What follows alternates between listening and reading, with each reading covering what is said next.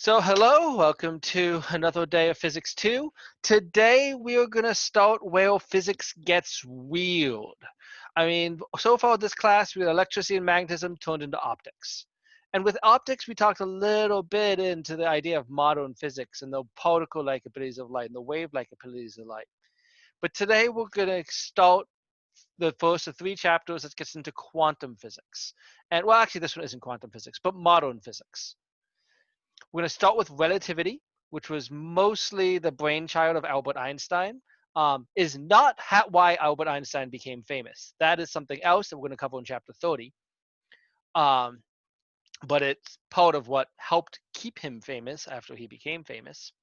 But we're going to get into a little bit of relativity, and then we'll get into other quantum states. Relativity is not actually quantum physics. It's just also made by the same guy who kind of started quantum physics, being Einstein.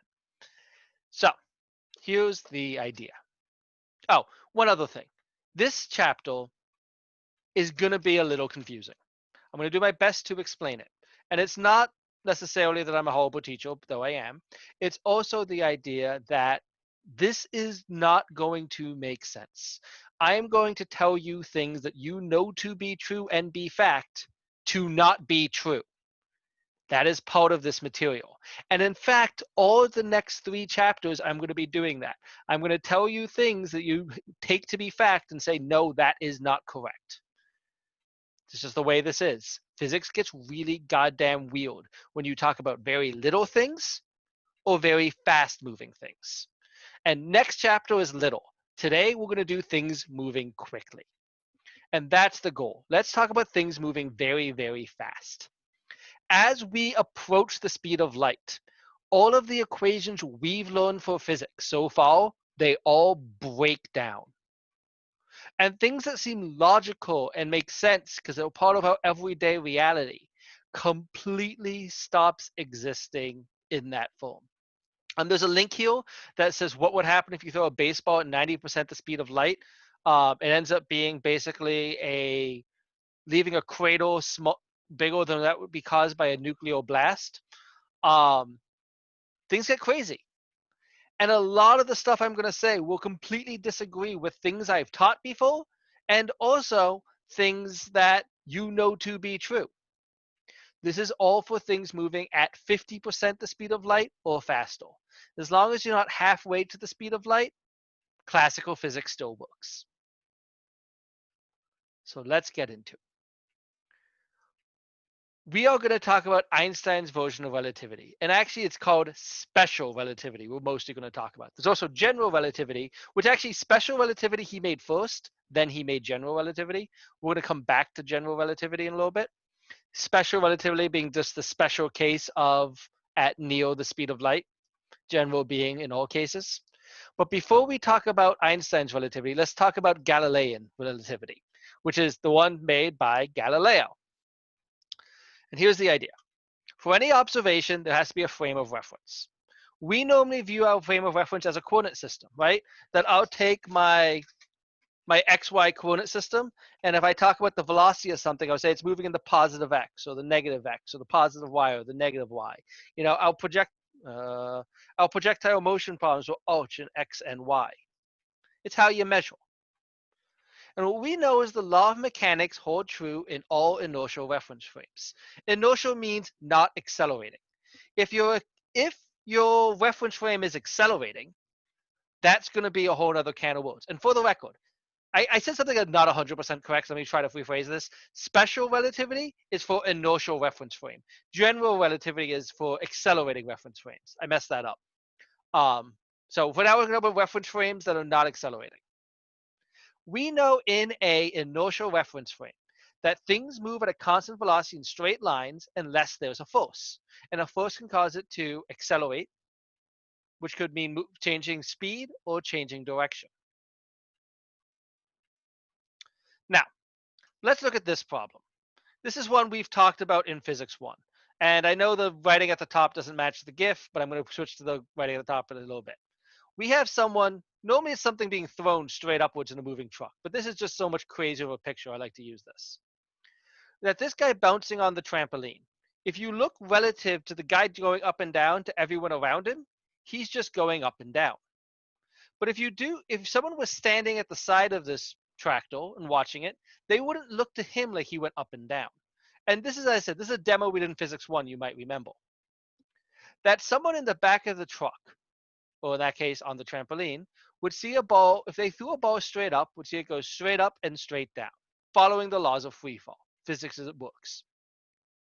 But a person watching, it would to them look like the ball went up in a parabolic arc, that it would go and stay right above the guy in the truck, but staying right, since the truck, if the truck is moving, staying right above the truck is moving across. And that's also following the laws of physics. It's still going to accelerate using kinematics in all directions. What it is, though, is that the two observers, the guy on the truck and this woman watching, they would disagree on the ball's path. They both say laws of motion were obeyed. He can say its height can be found with y equals y naught plus v naught yt minus 1/2 gt squared. And she'd also agree with that. He would say that distance in x, velocity in x was 0, so no distance in x. She would say x equals v naught xt. And they also would say that the ball spent the same amount of time in the air. However long for him it looks like it's spent in the air, that's how much time it looks like for her it's spent in the air. And that makes sense, right? They both have their own frame of reference, and they're both correct. They're just viewing it in different ways. Now, what that means is relativity means velocity depends on reference frame, right? That, let's go back to this guy. The guy in the truck, he says that this truck has no velocity in x. The girl outside the truck, she says it does have velocity in x. It's because he is in the same reference frame as the moving ball and the truck. However, if you hit speeds near the speed of light, this idea breaks down. Let's say instead of someone throwing a ball in the air, we have a guy in a train car shining a flashlight. And the train car is completely open on the side somehow. There's a lot of things that doesn't make any sense here in a practical standpoint, but run with it. We have a guy who we're going to call him S prime, and he's going to shine a flashlight or a laser pointer, some sort of light source. When he does that, light is going to leave the flashlight at the speed of light. Too many lights in that sentence. It's going to move away at c, where c is 3 times 10 to the 8th meters per second. Now, if this train car is moving, the guy in the car would see it going away from him at 3 times 10 to the 8th meters per second. That's his frame of reference. To him, he's standing still. Now, classical physics would say that the woman's watching, she would see the light move faster, if you could detect such things. Because, let me grab my laser pointer. Because if this is stationary, I'm missing my hand. If this is stationary, if the light's moving at that speed, if I do this with it, it should be going faster, right? Because the thing launching goes faster. Same idea is that if you're like sitting still and you throw something, versus you're running forward and throw it, it goes a little faster. But what Einstein postulated, we're going to get into why Einstein postulated this and what it means, but for now, just know that he did, is that the woman sees the man move at velocity v, and she also sees the light move at c. That to her, it looks like the light is moving at the speed of light. And to him, it looks like the light is moving at the speed of light. Now, this is really weird because let's say this train car was moving at just under the speed of light. What she would see is this guy moving and the light just barely going faster because he's going at just under the speed of light. What he would see is the light away at the speed of light from him. What the postulate is that in all frames of reference, the speed of light is the same. Now, I'm jumping right into this craziness, so let's back up a little bit and try to explain this. See, we know light is a wave and a particle, but originally it was believed that light was just a wave. And one of the things about waves is waves need a medium to travel through. That's why there's no sound in space, that you can't have a wave without something in it, right? If I grab the end of this and move my hand, I can make a wave in it. But if I don't have that there and move my hand, there's no wave. for this reason, before the postulate that light was a particle, also made by Einstein, by the way, that was what he became famous for. It's called the photoelectric effect. We already mentioned the photoelectric effect a little bit a chapter or two ago. I'm going to do it in depth next chapter. But if light is a wave, there must be a medium for it to move in. And people, before they knew light was a particle, thought space was not filled with a vacuum, but was filled with I always say this wrong, luminiferous ether. That basically all of space was filled with this strange goo substance. This is before anyone went to space. That just is what light traveled in. And light could oscillate in the ether. And the thought was, if Earth is traveling through the ether, there must be what they called a ether wind, where the ether wind was basically like resistance of a flow in a river. That if you push something through the water, you get ripple effects of the water moving around it. And the same logic as if the Earth is moving through this weird fluid, the luminous ether, there'd be ripple effects from the Earth moving. And that if we went with the flow of this ether, once again, we're using the ether kind of as a river, light would go faster with the flow, and light would go slower against the flow. And so if you're going with the flow, light will go faster by a rate of v, the speed you're going. Against the flow, it goes slower by a rate v. At some angle, you have to go some Pythagorean theorem bullshit. And people were very sure this was true, so they decided to prove this was true. Now, we already know space is a vacuum. There's no ether in space, but they didn't know this. So in 1881, two guys had a really, really good idea on how to prove it. Their names are Albert Michelson and Edward Morley. This is commonly called the Michelson-Morley experiment for what I think is pretty obvious reasons at this point. And what they did, their goal was to determine the velocity of Earth relative to the ether. And here's how they did it. They took a light source and shined it on a beam splitter. What a beam splitter does is allows half the light to pass straight through, and the other, well, it refracts, but it refracts on a little bit, and the other half to bounce off it like a mirror. And so when this light source comes in, half of it is going to go up in this blue arrow and hit this mirror. The other half is going to go straight through and hit this mirror M2. Then both beams of light are going to hit their respective mirror, M1 and M2, and reflect backwards. And the reflected backwards light is this green line. Now, when they came back to the beam splitter, half would pass through, half would reflect.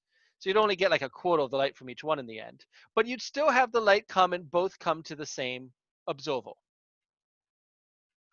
And they adjusted this mirror M1 and they played with its height, so they had an interference pattern, so that the change in distance between the two had interference. Now, if their idea of luminous ether was correct, that means that the velocity of light traveling this way and the velocity of light traveling that way, or 180 degrees switch, would be different because of the flow of the ether. And so what they did is they found the exact spot with an interference, and then they rotated the experiment 90 degrees. Oh, they did the other way. Sorry. They didn't do it so there was interference. They did it so there was no interference, I think I said. They can get interference, yeah. So they adjusted so there was no interference, and then adjusted 90 degrees. And logically, because the paths were different, the speed of lights would be different in each direction, they should then have interference thanks to the ether wind. But there was no interference. The fact that there was no interference means there must not be a luminous ether. And this was troubling for the physicists, because if there's no luminous ether, light can't move through space. If light can't move through space, the sun isn't heating our planet. If the sun isn't heating our planet, shit, we'll have problems. Never mind, it goes against everything we knew about light and the speed of light. And this is where Einstein comes in. In 1905, Einstein had a theory to explain the Michelson-Morley experiment, to explain why there was no difference on each path. Now, Einstein at this point had already said that light is a particle. And I think somewhere I have the dates of when things come out of his. It's kind of weird, like the order things, he makes theories and then they get published is kind of a little messed up. But he was already on the idea that light is a particle. And he said he had two postulates, that if these postulates are true, it'll explain it. And the postulates were as follows. First, the principle of relativity. All of the laws of physics are the same in all inertial frames. That in any inertial frame, laws of physics stay the same. It doesn't start changing depending on how fast you're moving. And two, which is the weird one, the speed of light in a vacuum has the same value in all inertial reference frames, regardless of the velocity of the observer or the velocity of the source emitting the light. And that's the crazy bit. That goes back to my people in the train call. That, you know what, here, let's pull up. Oh, I didn't turn on this camera. I can start getting that ready as it opens up. Come on. Okay. That if someone is moving with a speed v1 and they throw a ball at a speed v2, a person watching it sees it go at v1 plus v2. If someone is moving forward at a speed of 0.9 c and they shine light at c, you would think someone observing it would see it move at 1.9 c, logically, but they don't. They see the light move at c, which means to this person, the light is barely outpacing this guy, while for this person, the light's flying past it. That means they see different situations. One sees light barely going faster, one sees light going much faster. Now, postulate 2 seems pretty goddamn nuts. It has since been proven. And also, as part of this was the idea that light was a particle, which he had published a few months before this, and that's what he got the Nobel Prize for. But there's problems with this, because if this person here sees what they see is a person at 0.9 c and light at c. So they see that light is outpacing them by 0.1 c. But this person thinks they're not moving, and they see the light go away at a distance c. And that means the space between here and here when light moves, the space between the person and the light, the two different people will view it differently. That one of them will say light flew away from them. The other one says that the person's keeping up with the light. And that means what we view as length or time, or maybe both, or just what does simultaneous mean, gets thrown out the window. And here's the thing. When you're approaching the speed of light, there is no such thing as how long something is absolute. If you say something is a meter long, it's a meter long not moving, perhaps. But as things approach the speed of light, how we measure length and what length means fundamentally changes. The same thing is true with time. How we measure time and what time means is fundamentally different depending on how fast you're moving. And the craziest bit is the idea simultaneously. That whether or not something happens simultaneous, that I snap both these fingers at the exact same time, whether this happens the exact same time might be different for different people in other frames of reference. One person might see this, but one person might see that. And all this goes out the window approaching the speed of light. And actually, this is all true for nowhere near the speed of light. It's just such a negligible effect, you don't have to worry about it.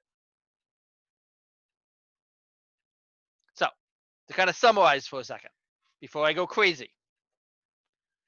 Car passes you at 30 miles per hour. If you're standing still, you see the car pass you at 30 miles per hour.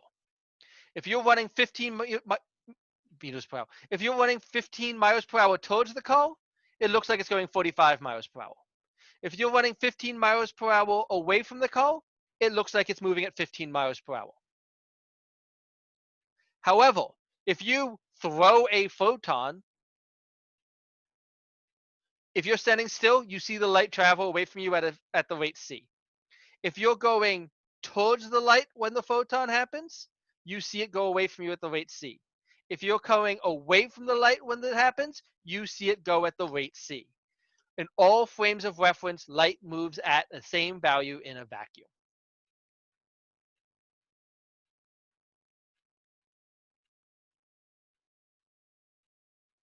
Now, this value, c, 3 times 10 to the 8th meters per second, is sometimes referred to as the cosmic speed limit. The reason why is nothing can go faster than the speed of light. And the reason we know nothing can go faster than the speed of light is otherwise it breaks causality. And in fact, if you have an object that accelerates faster and faster and faster, classical physics says, you want to know how fast something goes? V equals V naught plus AT. The more time you go, the faster you go. But in relativistic physics, we find that the more time you give, the acceleration will start to twist. And that as you get closer to the speed of light, you lose the ability to go faster. Now, the reason, causality is the next slide. Sorry, I'm not going to get into the reason yet. Of note, I'm going to state this now. I'm going to measure a lot of speeds, a fraction of the speed of light. Instead of giving you a full speeds, I might just say like 0.5c, 0.9c, and so on. It's very common for relativistic speeds to work in fractions of the speed of light. I do have the homework set to accept c as a unit. So like if the answer to a problem is 0.5c, you can type in 0.5c, or you can type in 1.5 times 10 to the 8th meters per second. But I will be using this fraction of c a lot, just to make life easy. But let's explain why you can't go faster than the speed of light. Light is how we look at the world. Light is how we spread information. Let's say I was to text you, or even let's say you're watching this class, right? Let's do the text because it's what's on the screen. If I was to send you a text message, what's going to happen is I'm going to write the text message. I'm going to send the text message. You're going to read the text message. You can reply. You can't reply to my text message before I write it. You can't reply to my text message before you get it, right? That's causality. You need A happen to have B happen. Let's say somehow that we have information traveling faster than the speed of light. And let's say I sent you a text faster than the speed of light. And you can reply faster than the speed of light. To say it's possible, right? How I read a text message is by light traveling from my phone to my eyes. And if you can send me the text message faster than I can read what's on my screen, what that means is I can see your response before I finish sending the question. Theoretically, if you're moving faster than the speed of light, yeah, you break causality. I would see your response to the text before I finish sending you the question. This gets weird. Now, what exactly happens if something surpasses the speed of light is not 100% known. It's not a sci-fi, they just travel really, really fast. Hell, in Star Trek, they time travel because of it in a few movies. Warp 10 is how they go back in the past in one of the old Star Trek movies. But the more the story is that it would break causality if you pass the speed of light. And since it breaks causality if you pass the speed of light, it is said you cannot happen. And so the idea of if you go past the speed of light, would you go back in time? The answer is no, because you can't go faster than the speed of light. That's it. Otherwise, causality breaks down. But this ties into something else. That does mean nothing is instant. You see, for anything to happen, at best it can travel at the speed of light. And nothing, including information, goes faster, as much as Douglas Adams wanted to make a ship that ran off bad news. And in all reality, light's not that fast. It takes 8 minutes from light from the sun to get to the Earth. It takes 4 years to get from light to go from Alpha Centauri, which is the second closest star after the sun, to us.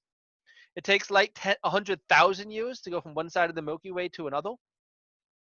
But anything happens, you don't know about it instantly.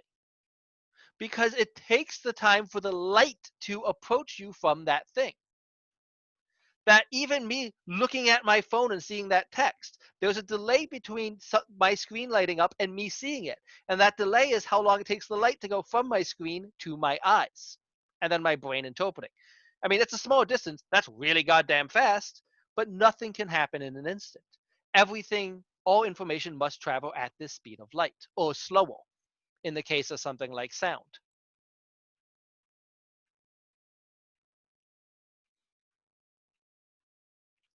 So let's go crazy with this then, because we haven't gotten to the weird shit yet. And let's look at another thought experiment. Here's what we got. We have a box call that's going to move at a uniform velocity. And at a set point in time, lightning strikes both sides of the call. And lightning is going to leave marks in two spots, on the call and on the ground directly above where the call is at that moment in time. And so we get a lightning at a spot A prime and lightning at a spot A. Lightning hits a spot B prime, lightning hits a spot B as the call is moving. O prime will be the reference frame of the guy on the call. O will be the reference frame of the person not on the call. Okay? Let's say, and I have a thing on my screen blocking it. So let's say the person's stationary. The lady not on the call. She sees the lightning hit both sides at the same time. She says at 1 second, boom, left and right, both sides are hit. She'll conclude that light will travel the same speed over equal distances. They happen simultaneous. Because for her, light is going to travel at the rate c, and if she's standing directly halfway between, this light has to travel that spot far, this light has to travel that far. They both have to travel the same distance. Light's going to move at the speed c, so she'll see both flashes of light at the exact same time.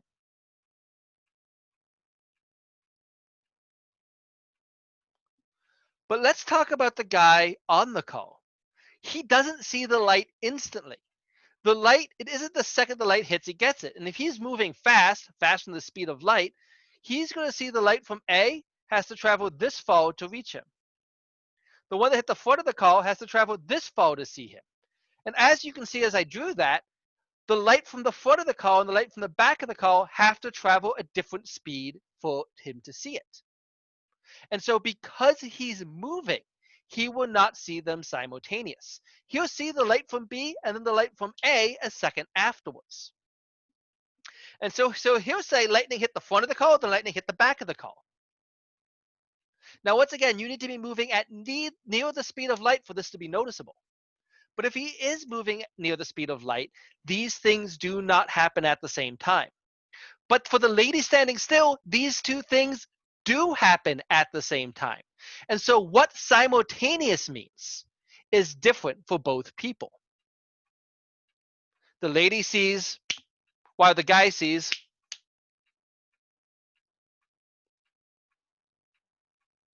Any questions? Because I'm only going to get it more complicated. No, not yet. Okay. My most risque joke I have in this entire class is on the slide. So, two events that are simultaneous in one reference frame are in general not simultaneous in a second reference frame moving relative to the first.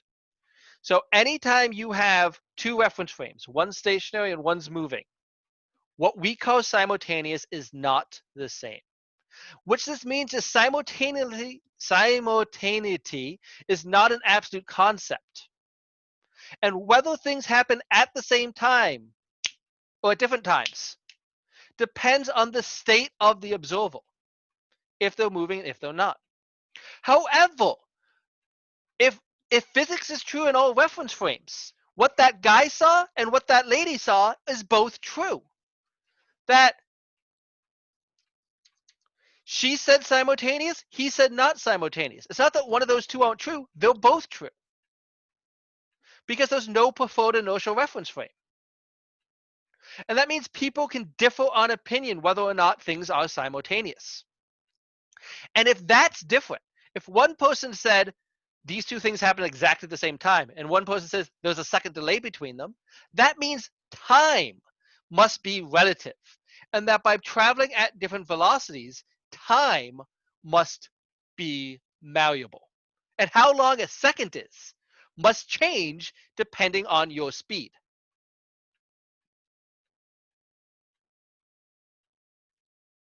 So let's prove that back to our box call. I don't know why everything's done with a train call. It always is. But let's look at this idea with a box call. And let's say we have a lady, and you might notice I'm always using anything prime for so far has been the moving reference frame. Let's say I have a woman shining light on a train call that's going to hit a mirror on the ceiling and bounce down, right? If she shines light up, hits the mirror, and bounces down, she can says the light is moving going to be twice the distance up, the distance down. So light moves the distance 2d. But let's say this box call is moving.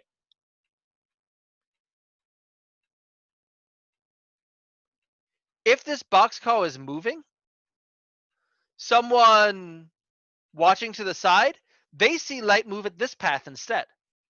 They see that light goes up at an angle, hits, and goes there because the whole box call is moving.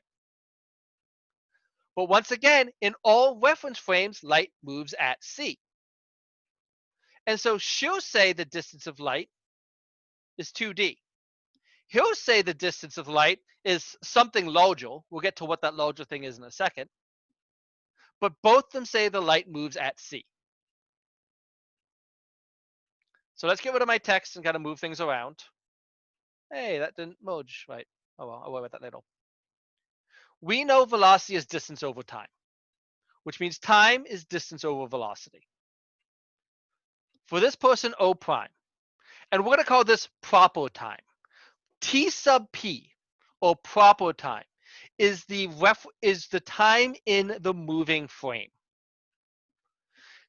She's the one doing something, it's in her frame, that's proper time. So we're going to call her proper time. And we're going to say the distance, the time it takes the light to move will be the distance over the speed of light, 2d over c. For the guy not on the train call, if the train's going to move some distance x, depending on so some distance, but that's going to be dependent on how fast the train's moving, right? That the train will move a distance in x equal to its velocity times time. But I mean, I can just make a triangle out of this and say when it goes from there to there, it's going to move a distance vt. If I want to figure out how high it is, I can say that's a distance d. This is vt over 2. I can do some math, and I could figure out how far the light travels. Now, the whole distance the light travels, there, is going to be c times t, because it's going to be the time it takes to move and the speed of light. And Pythagorean theorem will come as follows. Well, once again, this is how far the train moved in x. From here to here, it went at a speed v in a time t, so it goes distance vt. And for it to go up, down, light moves at c at a time t, so it's ct over 2, because I'm only looking at half.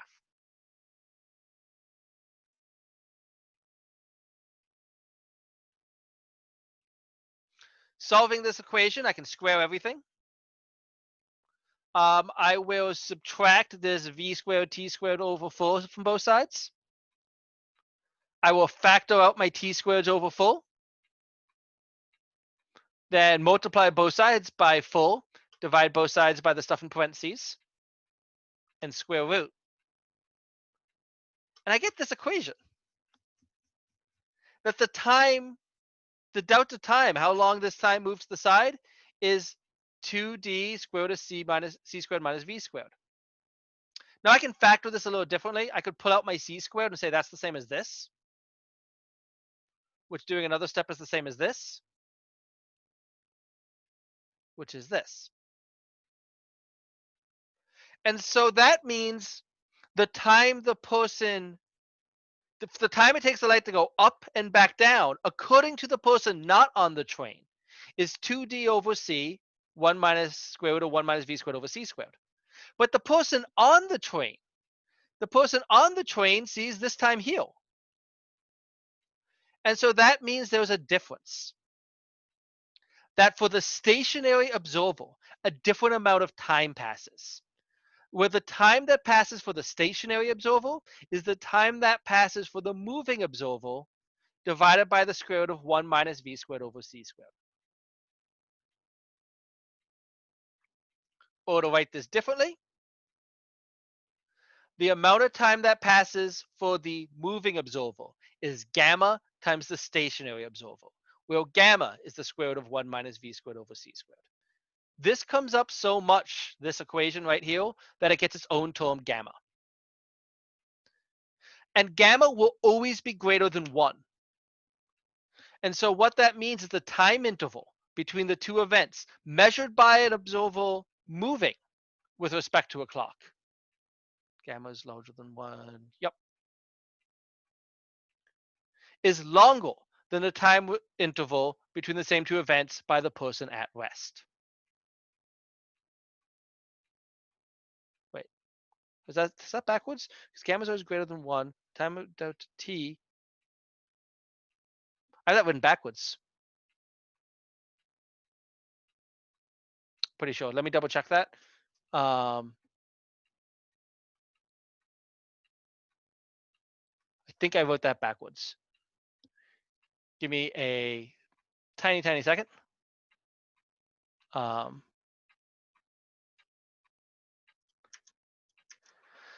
This all gets confusing, and I want to make sure I didn't just mess something up. Something happening. Proper is what happening between the two men measure is oval. Yes. And those are backwards because t is greater than 1. So delta t, the two events measured by an observer moving, that's an observer stationary. Stationary.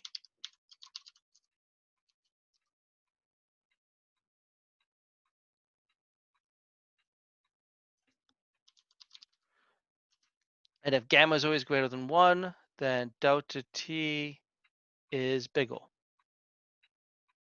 The moving person, yep. Okay, I had the math right, I just had the words wrong. So delta t is always bigger than delta t prime. And so things take longer for a person not moving. And someone moving, things happen faster. And if you're moving, time passes differently.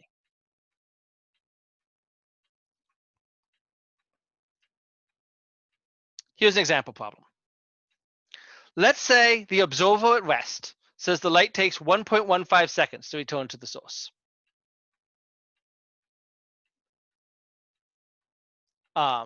If the person on the train is moving at 0.5 c, they'll say it takes only 1 second. Because someone watching will see 1.15 second because that's delta t. The person on the train moving at 0.5 c, that's t prime. And they'll see the difference because if they're moving at 0.5 c, I'll plug in 0.5 c for my v. And this is part of the reason you always work in c is because a lot of c's cancel out. 0.5 c gets squared to be 0.25 c squared. My c squareds cancel out. 1 minus 0.25 is 0.75. There's the value. And so, yeah, the person staying still, 1.15 seconds to happen. The person moving, 1 second to happen, even though it's the same event.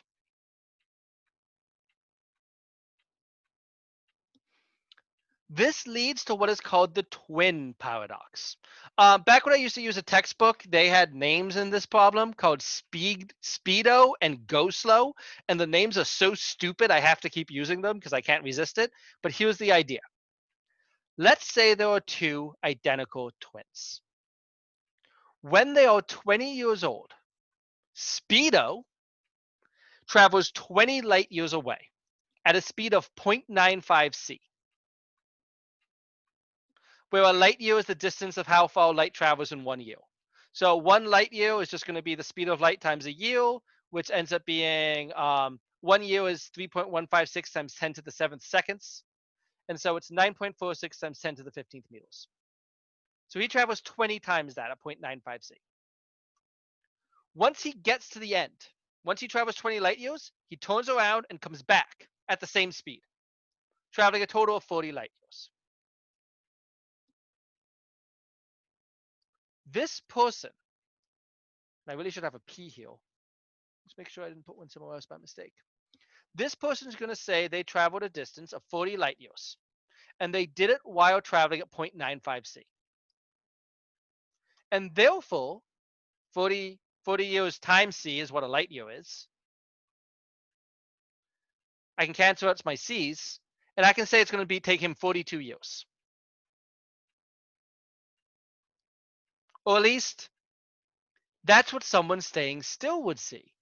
That someone staying still would say he traveled 40 light years at 0.95 c. And that is how fast someone stationary would have happened.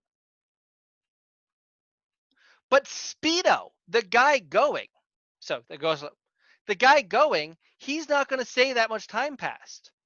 For him, we can find his proper time, because the time that took place on the stationary reference frame, 42 years, will be Speedo's time times gamma. So I didn't put in gamma, I put in terms of this term, but I'm just going to multiply the 1 minus v squared over c squared to both sides. And if he's traveling at 0.95 c for 42 years, I'll square my 0.95 c to get 0.9025 c squared over c squared. My c squared's canceling. Subtract, square root, multiply, and only 13 years is going to take place for him. That when Speedo goes, he is going to age 13 years, but his identical twin, 42 years have passed. And we get a almost 30-year age difference between the two people because of this. Any questions? So, obviously you can't travel at the speed of light, but Nope. Assuming you did, would that come out to it taking 0 time? Or C squared. would there be like a maximum capacity? Well, you would end up with c squared over c squared 1 minus. So it would end up being that the times are the same again, amusingly. Okay. Right? No, sorry. It would be you divide by 0. I take that back. Yeah. Because you have c squared over c squared, so you'd have 1 minus 1. So you'd be dividing by the square root of 0. So it breaks. Interesting. Okay, this next problem is one of my favorite problems to do on this subject, mostly because a teacher gave this to me when I was a student, when I was in a undergrad. And I'm going to start with giving you more information than he gave me. Here was a problem in class, and the question was, how fast is Mickey Mouse moving? Knowing that a mouse has a life expectancy of 1 year, and that is all he told us. I'm going to give you a little more information. Steamboat Willie, the first thing with Mickey Mouse, came out in 1928. That's the information he didn't give us. We had to find out on our own. Knowing that Mickey Mouse came out in 1928 and a wild mouse has a life expectancy of 1 year, how fast is Mickey Mouse moving? See, what I'm going to say is, if he's only going to live for 1 year, that means Mickey Mouse's proper time must be 1 year. But to us, 92 years passed. And that means for the t, as opposed to the proper time, it's been 92 years.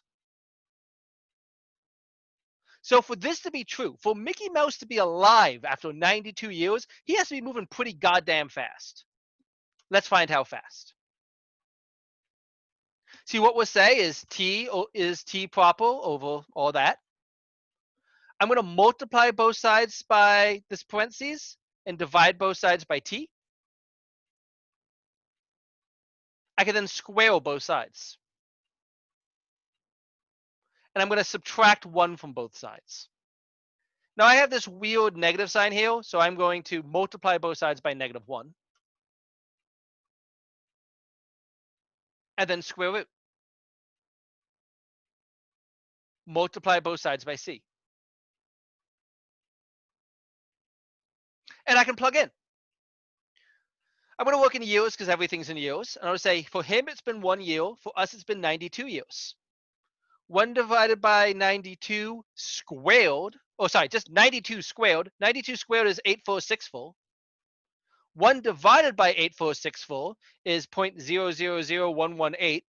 For the record, I did all this in my calculator, so I kept more digits than I display here. So I didn't round at all here. 1 minus that is this. And the square root of that is this guy. So for Mickey Mouse to be alive, he must be traveling at 0.999409 times the speed of light. Or 2.99982 times 10 to the 8th meters per second.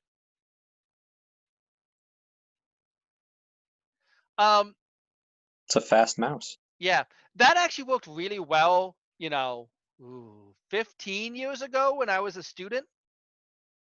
At this point, if you actually do it like this, the numbers really break because I keep saying light is 3 times 10 to the 8th meters per second, but that's actually rounded. It's really 2.9979248, which means if I do it like this, I actually got faster than the speed of light. But this number is correct. And if I use instead this for C, which is the actual value, you can always use 3 times 10 to the 8th. But if I actually use that value, he's actually traveling at 2.99775 times 10 to the 8th meters per second.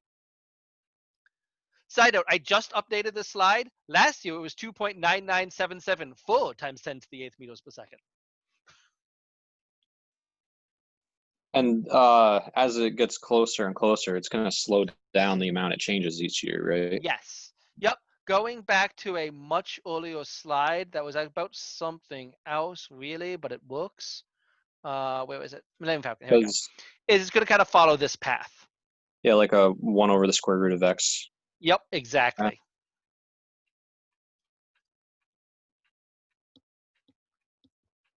And yeah, that's what time does. Now, I got 2 minutes. Yeah, I'm going to do this. That's just what time does. But let's think about something real fast. Velocity is distance over time, right? And I'm saying the speed of light is the same in all reference frames. So that means no matter how fast something's moving, the velocity of light is v. But t changes. If v cannot change for light and t can change for light, that's only possible if x changes. Length is also relative when moving at fast speeds. How big an object is or how long an object is not a constant. And, oh, I forgot something I was going to say. It's not a constant. You will see what we view, like if I say something's a meter long, it's a meter long staying still. It might not be a meter long moving quickly. And it's not because like the speed compresses it. It's because what we view as length is relative. Now, this gets into the most annoying thing in this chapter. Proper time is the moving reference frame. Proper length is the length measured at rest relative to the object. And so, proper length is the not moving frame. Actual length is the moving frame.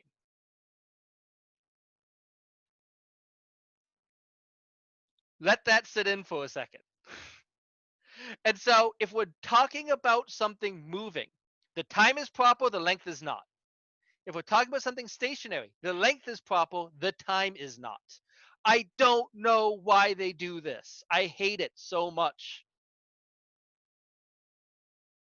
But in general, we know that time is gamma times proper time. And putting that together with this stuff, we can get that proper length is v gamma t prime.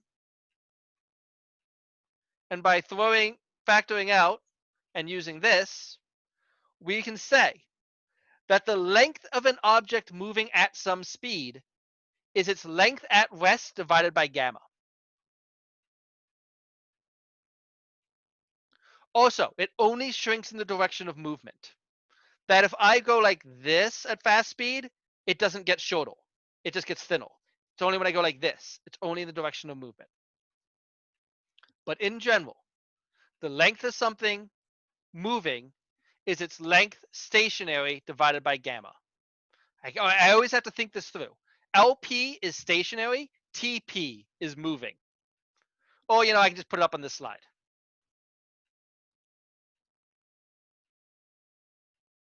Proper length is the frame as the object and is the length of the object when it is at rest. Proper time is the frame of the moving person. So we're going to stop there. The one thing I forgot to say, I'm going to go slightly over, but it's only 1 second. This idea that time is different relative to movement has actually been experimentally proven. They put a really good clocks on a fast-moving plane and left one on Earth, and had it whiz around the Earth going real fast. And yeah, second was a different for both. I forgot to say that. This has all been proven. But other than that, I will stop there. And next time, we'll go even crazier with this. Bye.